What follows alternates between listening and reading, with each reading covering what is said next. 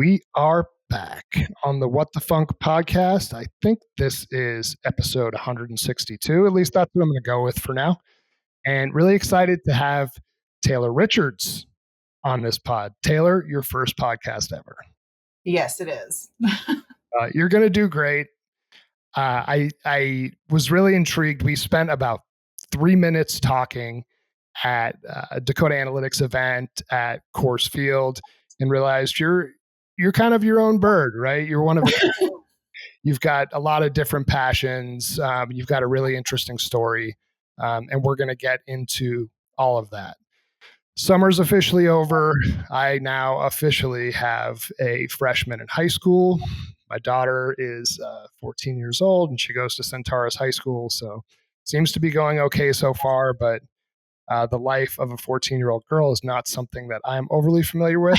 So it'd be interesting to see how it all plays out for her. So Taylor, I'll just put it on you to start off with. I ask all my guests this. Who are you? Who's Taylor Richards? I'm figuring that out every single day. It's constantly shifting and growing. So, I'm a mom, I'm a hard worker. I run a foundation, fully volunteer based in honor of my child. I'm just, trying to figure it out, see what I want to be when I grow up. Aren't we all? And you do work in oil and gas, right? So I know a little bit of, you're at Civitas today. I believe that you're like a land manager type resource over there. I'm the director of land administration. So I have a team of about 30 and both division orders and leasing contracts. Oh, so you're busy. Because yes. Civitas to me is one of those companies. It's a smash co for those who don't know that are listening. I think of it as, a little bit of extraction and then a whole bunch of other Colorado-based operators. You guys have a whole ton of active production, future production, focused mostly here in Colorado, but now things are shifting a little bit. Like you've got some executives in Houston. You guys did an acquisition to pick up some Permian assets. So a little bit even more diversified than it once was. So I can only imagine when you take 5, 6, 7 different companies and smush them together. I didn't mean to underestimate that. 9 companies over like 5 years? 3. 3 years? 3 years. We established in November of 2021 as Civitas. And you're like relatively new, right? You were at Taprock, I think, before that. I am. Yes, I was with Taprock for almost 5 years. And then I joined Civitas in March, kind of separate and aside from the Taprock acquisition that Civitas did at the same time as Hibernia. Okay. All right. So still relatively new, probably, hopefully past the point of drinking from the fire hose, although who knows. You're talking about 9 different ERP systems, land systems. You've got data all over the place. You've got data in Colorado. You've got data in Texas, maybe some New Mexico. You're all over the map, right? And your job is to bring this all together and make it make sense so that you can actually make business decisions out of it, which is pretty impactful work. It's funny you say that. My entire motto is to make this make sense. I love that. So we, as a company that came together of so many different companies, there's a lot of need for standardization and things to be in alignment with what the Civitas way is, because we're no longer 9 separate companies, we're one company. And so we're definitely working on that. And in my history in oil and gas, I've been very blessed in my exposure, everything from land administration to production and then multiple software implementations. And so I'm definitely heavily integrated in the data world, which is somewhat rare in the land administration arm of the business. I write a lot of reports and do app design and things like that. So nice. Brought a little bit of a different perspective to the land administration team. And so it's been really great to work with everyone there. That's cool. And it looks like you're working from home, unless your home is the Civitas headquarters in Denver. But you may, or for people that are listening and not watching, you wouldn't know this, but it does look like you might be in witness protection. I'm trusting everything's okay, Taylor. If there's an issue, just give me like a thumbs down. I'll blink twice. if I need to. Just blink twice. Well, we'll talk more about Civitas and Taprock and all that stuff, but I want to focus on you. I want to go back. Okay. Where are you from? Where did you grow up? Where did you go to school? And then how did you ultimately get into oil and gas? So I was born in Dallas and lived in Dallas until about right after seventh grade. And then I moved to Telluride. Whoa. So that was a huge shift. And then ended up graduating from Telluride High School, which was fascinating. I was 6 of 36. So, wow. And then right after had my first child, Shane, who we'll talk about more later. And right out of high school after turning 18, and then took some years to explore what being young is, and then ended up going to Western State College at the time. It's changed names a couple of times since then. Gunnison? It is in Gunnison. So I went there first and graduated with accounting, business, and math, and then was managing a credit union. And one of my best friends was like, "You really need to be a division order analyst. You would love it." And I was like, "Okay, well, if I go get my energy management degree and I don't get a job, you better pay my student loans." And so I went back for an energy management degree and graduated and it landed an internship at QEP, which is how I started my career. Cool. And after my internship, I got offered a senior division order analyst position right out of my internship, and really just kind of was exposed to so many opportunities and was fortunate enough to become a supervisor over the northern region and then the manager over the southern region. And then I went into kind of a special projects where I helped all of division orders relative to software implementation and kind of troubleshooting any issues they ran into. I never would have imagined I would have ended up in any kind of tech space. So it's kind of interesting how life just evolves based on what you make out of your career and the things that you say yes to and you ask why to. You know, asking why is probably the biggest thing that has furthered my career, is just questioning. So from QEP, I went to PDC and was their business analyst doing the software implementation for SAP on behalf of division orders. And then went from there to Taprock, which was probably where I had the most growth in my technical skills. It was a very small company. We ran really lean and we did very cool tech solutions that were built in-house. I worked a lot with a developer there, and we worked hand in hand to build really cool applications to optimize and be able to remain lean, because it's just, you know, in the private equity world, that's how it goes. And we were very fortunate in all that we were able to accomplish in those years. Then the director position. So once that director position opened at Civitas, it was a great opportunity to take my career, you know, a little further and be able to share what I've learned throughout the years with a new group of people who have, you know, kind of been on an island with this whole, you know, 9 companies coming together. That's a really hard situation to balance. And I think we've done a great job. You know, they've made very targeted hires and we are making miles of strides every day. So love it. Yeah, there's a lot to dig into there, but I think the first thing I want to ask is, not everybody that listens to this is in oil and gas, probably 80%. What is a division order? What does that mean? So that's an interesting question, because I have been told I divide and order things. That is not what it is.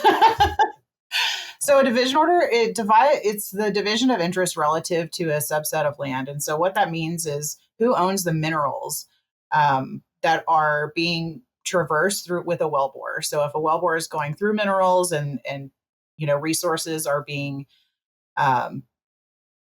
produced out of those lands and those minerals, then we want to ensure that we have 100% of the mineral ownership for payment and for billing purposes on who our partners are. And partners are those that have leased those minerals. And so the person who leased the minerals and owns them gets a portion, and the person who leased them gets a portion as well. And so we ensure that all of that is in alignment with true ownership, and we work with owners every day. I would say in division orders, we are the owner relations team and really the face of the company with our owners. And so that's been a huge push for the new management in place in division orders and myself, is really just ensuring that we are taking care of our owners, because, you know, that's our number one priority. And the owners in a well could be lots of different types of people. It could be somebody who has a farm and you happen to be drilling a well on their farm and doesn't know a ton about oil and gas. It could be private equity. It could be high wealth individuals. It could be another oil and gas company. So the types of owners that you're dealing with are different. It can't just be you have one message to every single owner that you have, right? There's a little bit of nuance required there. There's a lot of nuances, owners that are unleased. Different states have different pooling, which is what lands can be included in a well. And so there's just so many different, we have the federal government, we have the state. I've not currently at Civitas, but in my history, I've worked with tribal lands. And so it's really fascinating, the differences in ownership. And especially when you go into different states, owners based on their level of experience, like for instance, Texas, owners are very savvy on what they're entitled to as a royalty and mineral owner. And so. Now that's really cool. And on a given well or wellbore, how many owners do you have? Could it be like one? Could it be 100? Like how many different people are you dealing with when you're talking about the division of interest on a given well? So that's also a great question. It can literally range from 1 to thousands. And so being in Colorado as an operator, and this also occurs in North Dakota, when you're drilling in areas where there's neighborhoods of people and lots of divided interest on how those lands have been split, we definitely have thousands. We have wells that have 2,000 to 4,000 owners in them. It's crazy. And are they all making money? Like, are some of these checks you're sending like 3 cents every month? That can definitely happen, but for the most part, I would say they are. And that's where another piece of division order analysts, like the owner relations side, can come into play is guiding our owners when they're talking to us about like how, we'll have owners call us and say, how do I set this up for my future? I'm getting older. We'll say, just ensure you're not delineating your interest to the point where everyone has nothing. So as a division of interest, we go out to the 8th decimal. And so once it gets past that, you've diluted an interest smaller than what we even go out to. So that's neat. We could probably talk about division orders the whole time, but it might not be the most exciting thing that we'll talk about. So we can pivot off of that.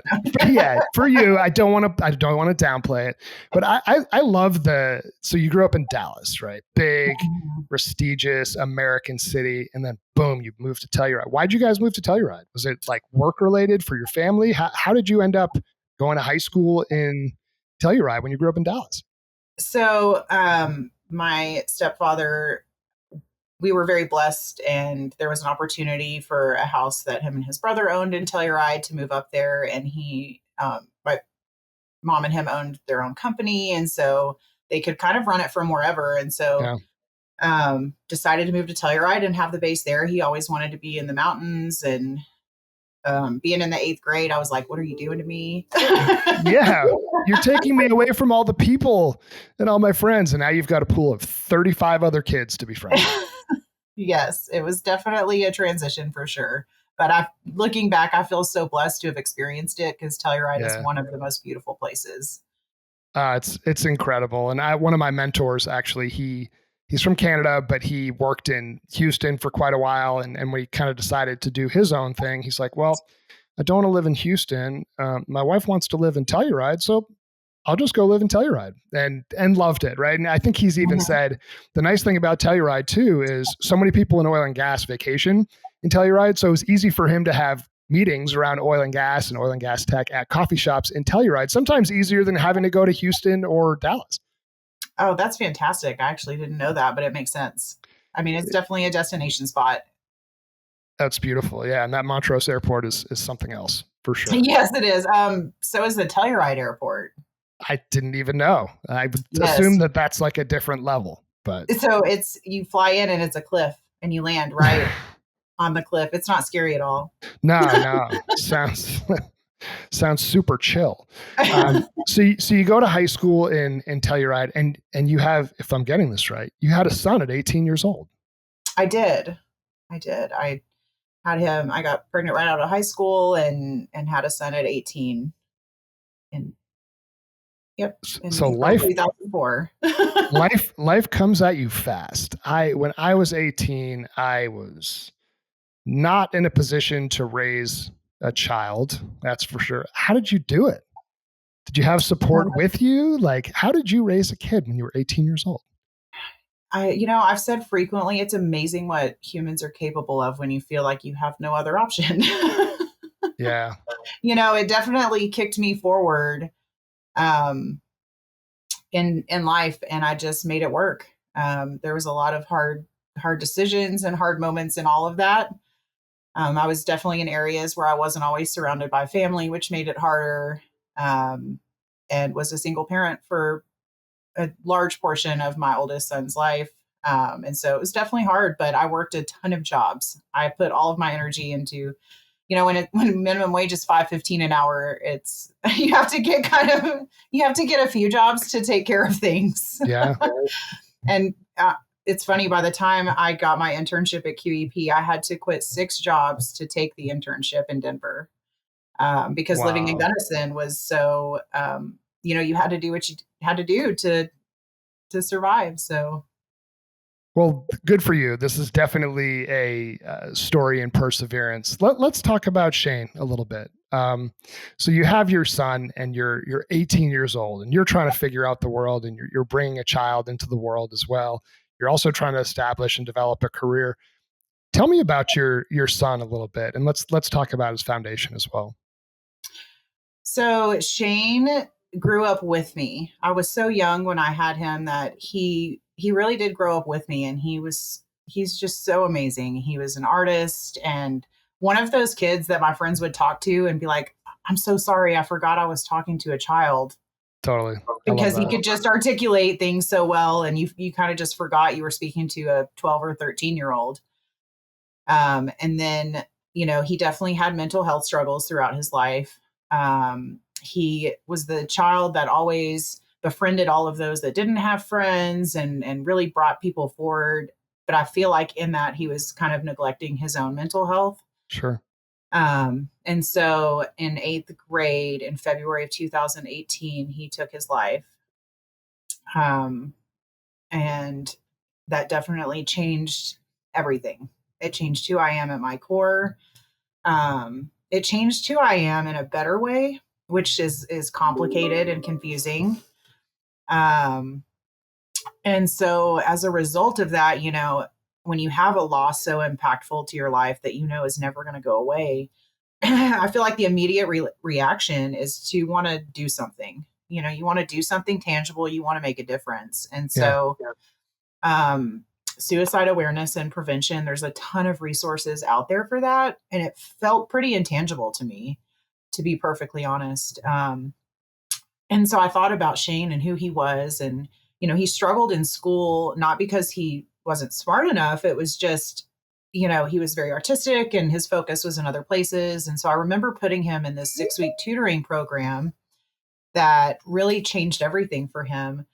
And so I said, why don't we take a different approach? And so a group of really close friends and colleagues, we started the Shane Thurston Foundation in February of 2019. Okay.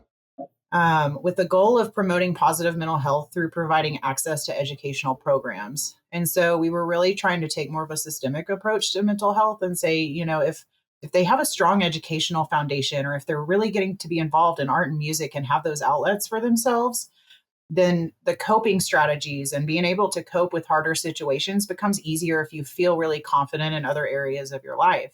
And as we started to look into this, for the K through 12 group of students, there's really not a whole lot of resources out there. I met a lot with A Precious Child, who was one of our first grant recipients, and they're an amazing facility. And I would say that the guidance I received there is definitely how we were able to kind of take the next step forward. And so we started our giving structure. At first, it was in 2020, which everyone knows was a hard year. And so we wanted to find a way to start giving in some sort of way. So we started our giving structure, giving to other nonprofits that aligned with our mission, and would use it for educational purposes. But then in the fall of 2021, we decided to kick off our golf tournament, and which was going to, continue on and still has as our one major fundraiser for the year. Being in the industry, being in oil and gas, golf is definitely part of that industry. It's No ingrained in what doubt. we do. And so it just made sense as a fit. And we kicked off our golf tournament. When we did that, we announced that our new giving structure was going to be opening up what we call the Giving Fund. And the Giving Fund is where families across Colorado for K through 12 students can apply for up to $500 four times a year. So $2,000 per student for tutoring hours, art and music program tuition, and art and music program supplies. And then we partner with facilities around Colorado, and we pay the funding directly to the facilities providing services. And so we started that in, like I said, in fall of 2021. And since then, we have given over 450 scholarships to date. And all of that is really attributable to all of our partners through the golf tournament. You know, if it weren't for everyone partnering with us and supporting us in the way that they have, our giving structure would definitely have to be more restrictive. Sure. And I don't want to have to do that. We want to be able to help as many children as possible throughout these efforts. So it's been really fascinating to watch it grow. So 80% of our proceeds from the golf tournament go directly into that fund. And then the other 20% we put into an endowment fund because we want to ensure that we're building a sustainable structure so that if we do have, you know, another 2020 or something happens and our fundraising isn't quite as high as it was a certain year, we can kind of, you know, lean on that endowment fund to ensure that our giving structure doesn't have to change. So wow. I feel very blessed. Not trying to make this a therapy session for you. I'm sure you've told this story many, many times. I'm sorry. Obviously, that's very, very heavy, and I can only imagine the pain that you've endured and experienced, especially as you go back, 6 years ago. Beyond that, I do want to commend you. I think that you chose at that point to turn a real tragic situation to something positive, right? And understanding that there are other people, whether it be parents or children, that are going to experience tough situations. And you'd probably prefer that they don't have to experience the same things that you did. So good for you. I think the mission is super altruistic. And I truly commend you, not only for raising a child for, when you were 18 years old, but turning something obviously very sad into something that will keep his memory alive in a very positive way. Tell me more about the golf tournament. So we're getting toward the end of the summer here in 2024. Have you had it this year? Is it coming up? And then if people want to be a part of it, where is it? How do they do that? Absolutely. So we actually haven't had it this year. It's coming up on September 23rd. Okay. We are super excited for another amazing year. And we still have sponsorships open. There are a few golfer spaces open. And we always encourage anyone to come and just participate in the event, even if they're not golfing. We have volunteer opportunities. And it's a shotgun start with a scramble, 4-player scramble, 2 teams on each hole. And we have tons of fun games and silent auction and raffle. And I'm a little, like you said, I'm my own bird. I'm a little kooky. So my tournament's kooky right along with me. So love it. It's a ton of fun and an opportunity for everyone to come out and be together. But then another thing that we do that I really love and is we have in memory of signs around the course. And so anyone that has been lost to mental health, we love to honor those people and keep their name alive and really show people why they're there and what the purpose of being there is. And so we make signs around the course that are all around the course for anyone that has been lost to mental health. So that's something that I also offer to anyone. On the website, it does show a fee, but we cover that ourselves. All we need is a picture and the name, and we would love to honor anyone around the course. And then once we do that, they're honored from that point forward at the event. Oh, that's so great. So September 23rd, where is it? Oh, yes. Where? That's a good point. Lone Tree Golf Club and Hotel. Okay. So all right. I definitely want to be a part of this. Funk Futures would be happy to sponsor in this event, and we'll definitely want to put the link out there. What's the website that people would go to find out more? So you can either go directly through our website, which is shanethurstonfoundation.org. Okay. And then it'll say register now. And there's actually a video of last year's tournament. And a few of the sponsors did an interview to really explain, what the cause means to them. Or you can go directly through Eventbrite and just search Shane Thurston, and the Okay. event will come up on there as well. And this is our 4th annual, and we're super excited. We have a lot of great sponsors and companies and supporters and people who just come out, and it's such a great day of just collaboration and support, and it's really amazing. That's Um, that's powerful, and it sounds fun. I can't wait to be a part of this. Is that that's a Friday, right? it's actually a Monday. It's a So, Monday. Even yes. better. I'd love to be out of the office for a Monday.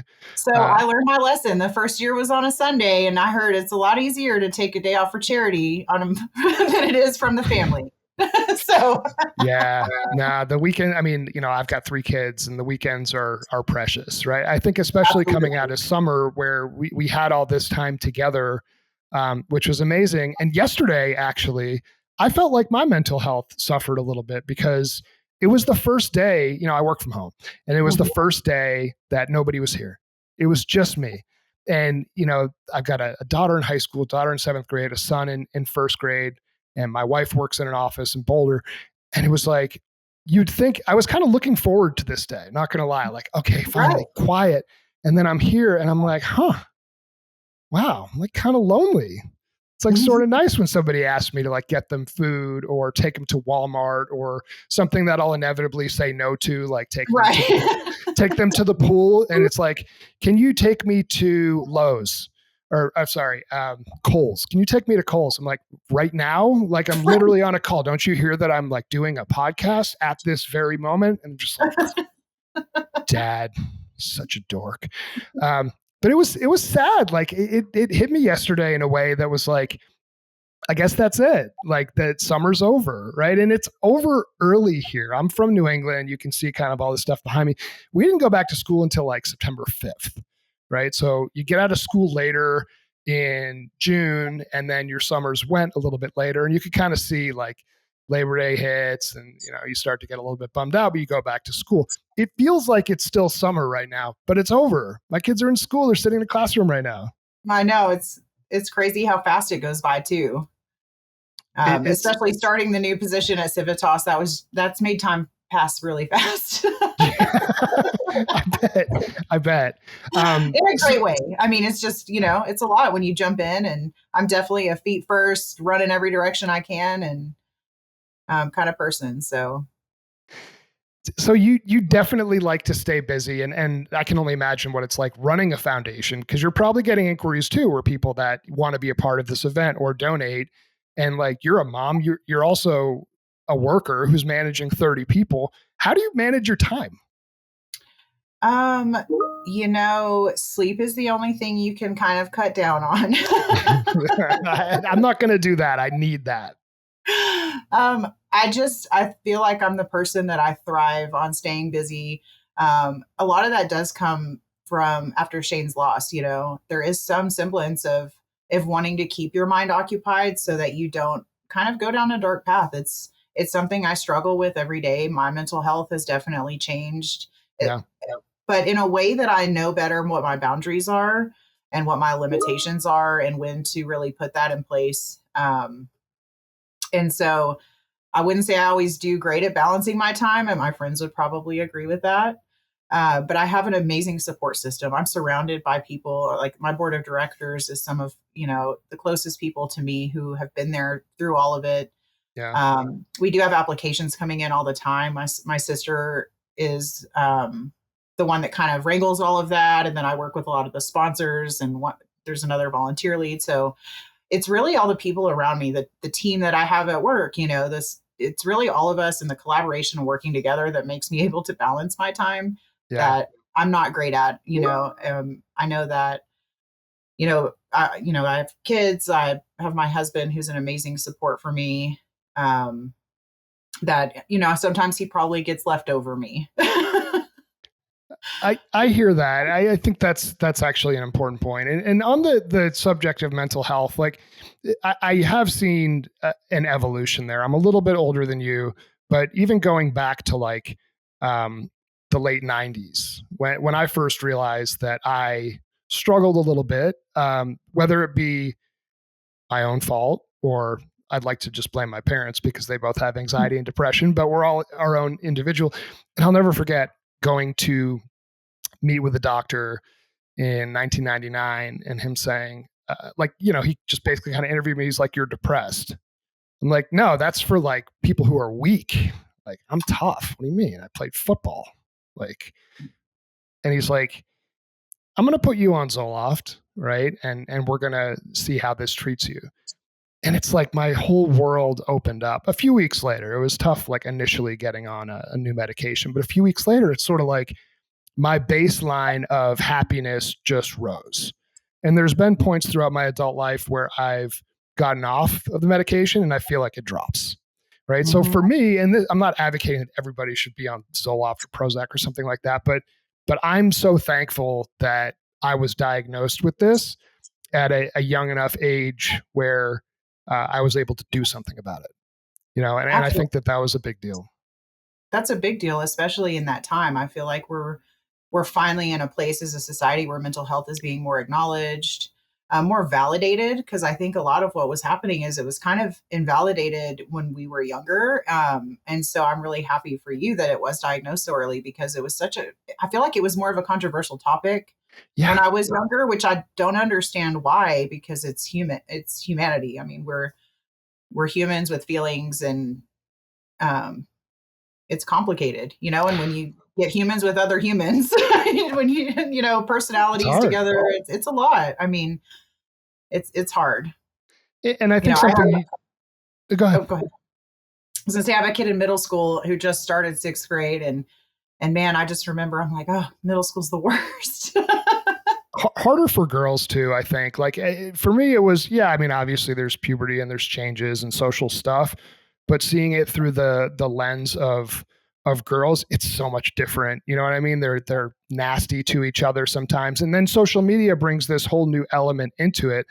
I actually decided recently, I don't do this often, but I felt like I was spending a little bit too much time on social media, and I just deleted all the apps from my phone. And it's amazing how much clarity you start to gain when you don't spend so much time on social media.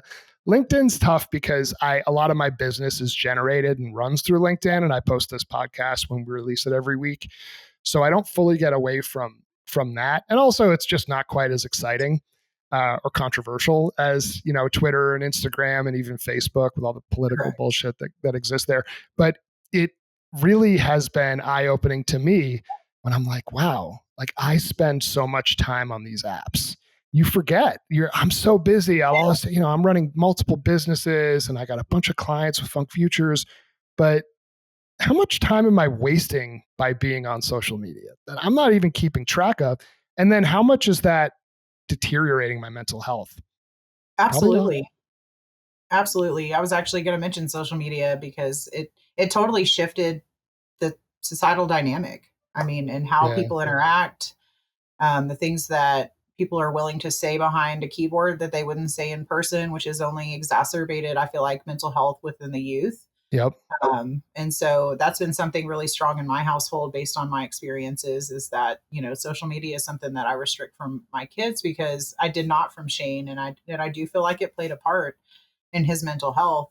I know he brought many things to me that other kids were posting that I had to report. I mean, wow, it's really sad what happened. And after I lost Shane, within our district, there was 8 more students within 4 months that took their lives. And I mean, it's just horrific to think about these young children who think that this permanent solution to a temporary problem is the answer, but to them, it feels permanent.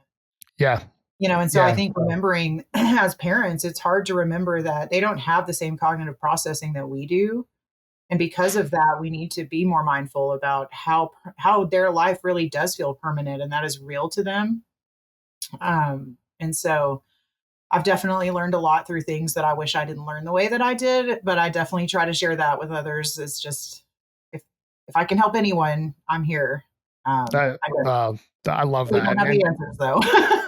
No, you don't. But you have experience, and that is very important. And there's so many other questions I could ask about this, but that's probably meant better for not a podcast setting. I'm curious a little bit about, how you, obviously Shane's gone, right? And that Mhm. sucks. And there's nothing that's going to physically bring him back. Do you still have ways where you feel like you do communicate with him though? Like maybe through dreams or maybe through like written word. And just to kind of speak about myself a little bit, I told you before we started, it was really hard for me to lose my podcast partner, Tim Lozer, to cancer just over 2 years ago. And our friendship was strong, and I felt like it was still growing. And something that I've noticed, it happens a little bit less now that there's been a couple of years have passed, but he still shows up in my dreams, and like in a very sort of vivid way. And sometimes it's like active and conversation and fun, and other times it's like I'm talking to him and he can't talk back, which is Mhm. just painful because then you wake up and you start screaming, and it's been pretty eye opening to me. But I'm curious with your loss and the love that you obviously still have for your son. Like, are there ways that outside of the foundation that you feel like you honor him or find ways to communicate with him, not in the physical realm? Um, that's a really complicated question. When I have, I've had vivid dreams, and when I do, I wouldn't say they're hard, like what you Yeah, mentioned.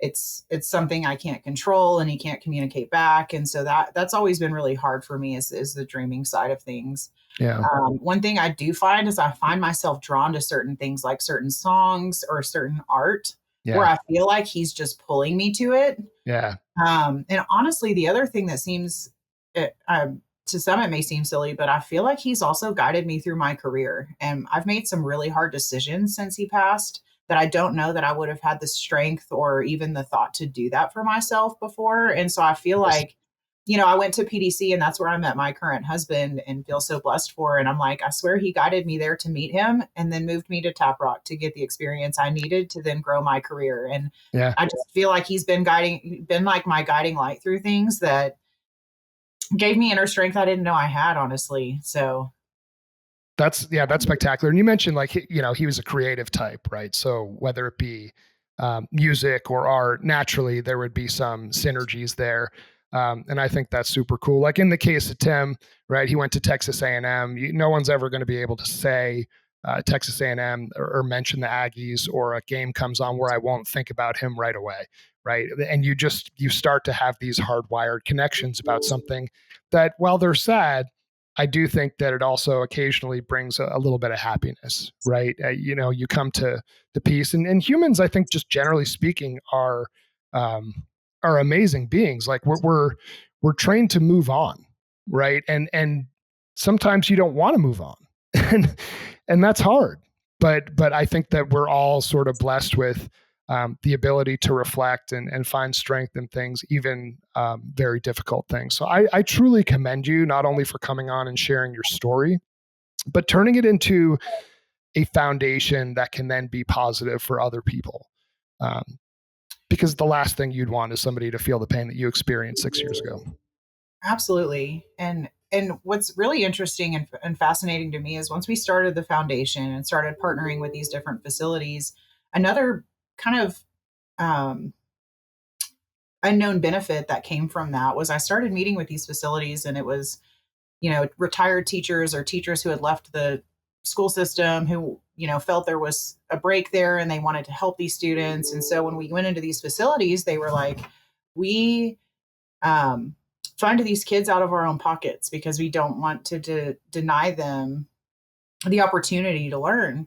And I was able to say, rather than doing that, send them to us. Let us fund it. Let's work out a structure. Yeah. And then you can be hiring more tutors, helping more students, and really growing your facility versus absorbing this cost. Let us take that burden away from you. And so their facilities have been able to grow to help more students as well, which is a benefit I actually didn't even think about until it started happening. And it was beautiful to see that our partnerships are allowing these facilities to grow even further. When you started this foundation, did you like reach out to other nonprofits that had started similar things? Because I'm sure it was some work in terms of figuring out how to do it. Obviously, the golf tournament is like probably your biggest fundraising and event and an opportunity for everybody to come together. But did you seek out other groups that had done this before to try to make it a little bit easier as you set this up in 2021? Absolutely. I worked a lot with the CEO of A Precious Child. She was amazing in guiding our efforts and giving me feedback. She was like, when you start something, you want to save the world, Yeah. but you have to be realistic. What can you do? And the first thing I tried to do was actually go directly into the school systems, and that found to be very complicated. But when I met with one of the administrators, he said, while I don't recommend this path, what I can tell you is the successful foundations that I know of, they do a thing and then they nail it before Yeah. you start spreading out. And that feedback was so great for me to say, okay, we know what we want to do. We want to give these sponsorships to students. How do we do that? And so finally, before the tournament, it was really not long before the tournament where I was like, we're about to we're raising all this money. We're doing this huge event. How are we going to get it out into the community? And finally, I was like, I talked to the board and we were like, let's remove the schools from this. Let's tell the schools we're a resource that they can give the students, but Yeah. let's work with the facilities who provide the services and really kind of remove that out of it. And then we're not doing this like scholarship where one person gets it kind of situation. Families can apply all month through our website, and we gain new partnerships every day as people apply for new facilities. I reach out to them and create that new partnership so they know who we are, and then they start providing a resource. And so we've really just grown from there. That's fabulous. So, well, thank you for sharing that and you kind of your whole story. And, I want to put you on the hot seat a little bit and ask you a couple of questions, maybe a little bit softer touch than what we've discussed at this point so far. But how many people do you expect to play in this golf tournament? Like, how many sponsors are you going to bring on? How many, individual golfers are going to participate? Yeah. So to date, we have around 30 sponsors. We've had up to 60 sponsors in a given year. I would say 2022 is probably our biggest year we had. But I'm so blessed for all our continued sponsors and the new sponsors we've had this year. I expect another sold out event, which is at 144 golfers. Wow. And so we do like golfer bags where companies can provide branded swag if they don't, Cool. however anyone wants to participate. We have opportunities all around, whether it's volunteering or donating, silent auction items, raffle, door prizes, whatever that may be. And so we're looking at a sold out event this year. There'll still be probably some sponsorships that are out there, but they wouldn't include, I expect the golfer side of it to be sold out for sure. Got it. And this is all through the stfoundation.org. Is that the right website if I wrote that down correctly? Shane Thurston Foundation. Shane Thurston, THURSTON Foundation.org. Let's talk a little bit about business. You've obviously made some evolutions, right? From division order to land administration to manager of people. Like, where do you see your career going?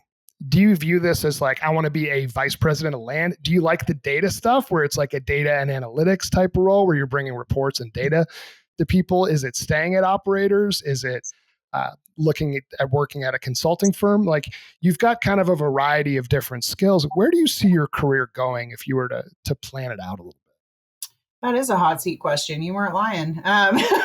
So honestly, that is so hard to say because I never would have imagined where my career has gone. Right now, I'm, fully committed to what we're creating at Civitas. But if for whatever reason in this cyclical industry that we're to, as we know, it's kind of an eat or be eaten world we're in, and smaller operators and PE companies becoming mid caps, and mid caps going to super majors, and a lot of M&A activity. So, but I definitely thrive in the data analytics, the like finding and cleaning the data to make it usable and consumable across the company, to streamline processes and optimization and efficiency creation, and app design to really move. When I say app design, it's really targeted applications for administrative tasks to really kind of remove that from people so that they can focus on true analytics. Nice. But something else I love to do is teach. I do a lot of trainings. Next week, I'm doing a calculation class for a joint like Alta, AXA, Delta, Dodoa kind of thing. So I'd love doing trainings and land administration. I feel like there's a large kind of generational gap that has occurred through the evolution of the industry, and so I really want to be a part of training people, the appropriate way so they understand why they're doing what they're doing, making, appropriate decisions on behalf of how that company is operating versus how they've always done it.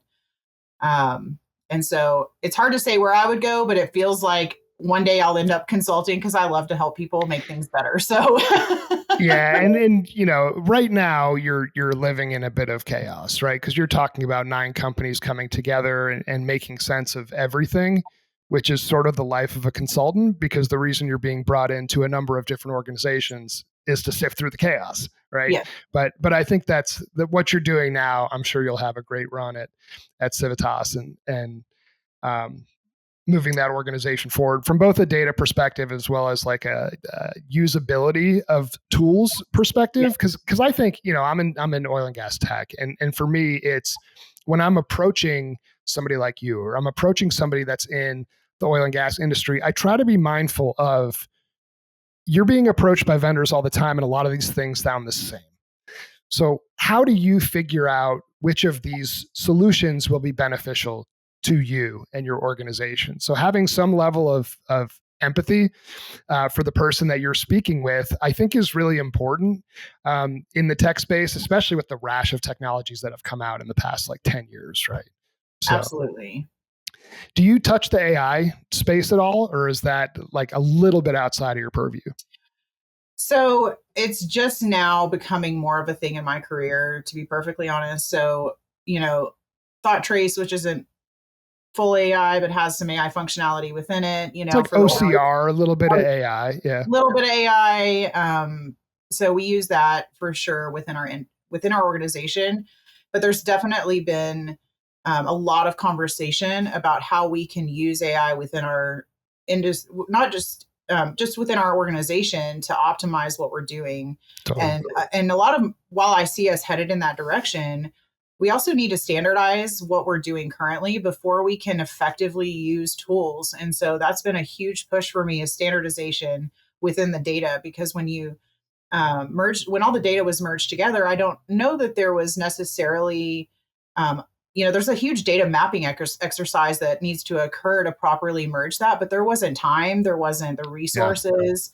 Yeah. And so I think everyone at the company, what's really great is from the top down, everyone's on the same page, is how do we make this better? How do we become what Civitas is trying to be? And so I would say cross-functionally, up, top down, like we are all on the same page as far as how to make it better. And so we're kind of looking at the gamut of solutions to say, what do we use? How do we use it? Is anyone using it? Yeah.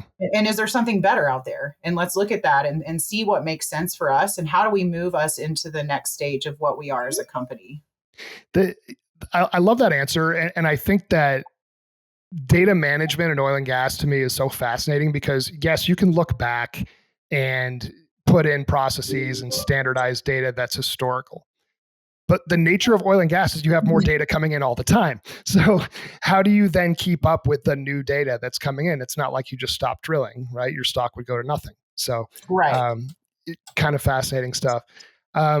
Taylor Richards, had a blast with you. Thank you for being authentic and vulnerable and truly your unique self on the What the Funk podcast. One more time, where can people look to donate to the Shane Thurston Foundation and participate or sponsor in the upcoming golf tournament? Yep. The best source is to go directly to our website, which is shanethurstonfoundation.org. And Thurston is Thurston. And you can also view a ton of his art that he drew out there and hear more about his story and my story. And then also see a really cool video of last year. My brother's a cinematographer, so he did some cool stuff to both my brothers to make a video of last year's tournament so everyone can see what the fun's about. I love it. Well, thank you for coming on, and I will see you on September 23rd. Awesome. I can't wait. Thank you.